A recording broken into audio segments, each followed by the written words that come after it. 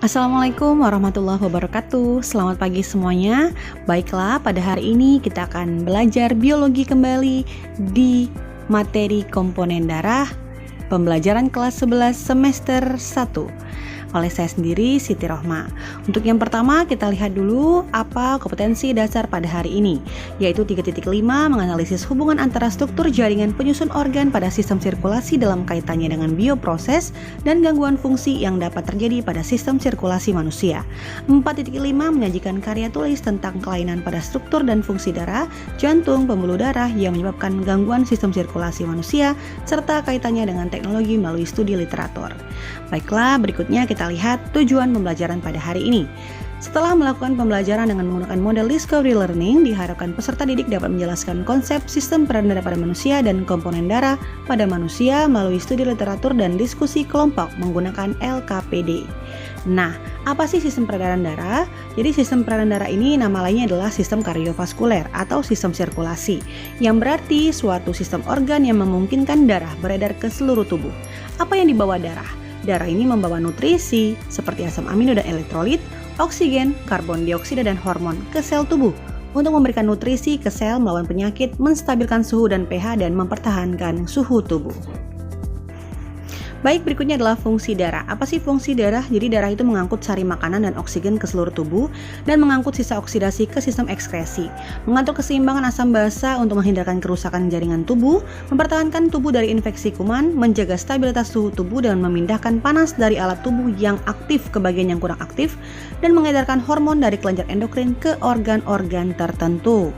Nah, apa saja komponen darah? Darah terdiri dari dua bagian, yaitu plasma darah dan sel darah. Sel darahnya ada 3, yaitu eritrosit, leukosit, dan trombosit. Untuk leukosit dibagi menjadi 2 macam, yaitu granulosit dan agranulosit. Granulosit ada 3 macam, yaitu neutrofil, basofil, dan eosinofil. Sedangkan agranulosit terdiri dari monosit dan juga limfosit. Limfositnya akan terbagi 2, yaitu menjadi limfosit B dan limfosit T. Nah, darah setelah disentrifugasi akan terbentuk susunan seperti berikut, yaitu plasma 55%, sel darah putih dan trombosit kurang dari 1%, dan sel darah merah 45%. Dimana karena ada perbedaan massa menjadikan mereka tersusun menjadi 3 macam.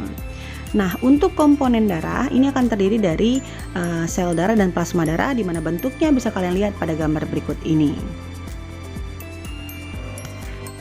Ya, berikutnya adalah plasma darah. Plasma darah ini terdiri dari 91% air, 8% substansi lain terdiri dari albumin, fibrinogen, globulin, 0,9% enzim diantara asam amino, lemak, glukosa, urea, garam, sodium bikarbonat, dan juga 0,1% hormon, antibodi, dan juga gas. Fungsinya, kalau hormon ya penting untuk fisiologis alat tubuh, fibrinogen untuk pembekuan darah, dan albumin menjaga tekanan osmotik darah, serta globulin untuk membentuk antibodi. Nah, berikutnya kita akan lihat dari plasma darah ini.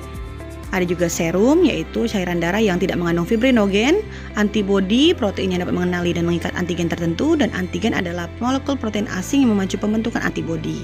Untuk eritrosit dilihat dari bentuknya, yaitu cakram bikonkav ya, diameter 8 nanometer, tidak ada inti sel atau nukleus, jumlah pada laki-laki 5,4 juta dan wanita 4,8 juta per mikroliter, dan setiap selnya mengandung hemoglobin. Bisa dilihat gambarnya seperti yang di sampingnya ya.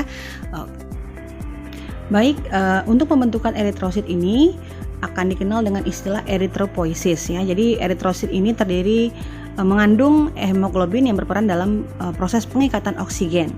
Jadi kalau kita lihat untuk prosesnya, untuk karakteristiknya terlebih dahulu itu terdapat di pembuluh darah. Komponennya adalah hemoglobin yang mengandung unsur besi, dihasilkan di hati kalau pada bayi, dan sumsum tulang belakang pada orang dewasa. Bentuknya bikonkav ya, dan umurnya 120 hari, dan hati dan intinya tidak ada.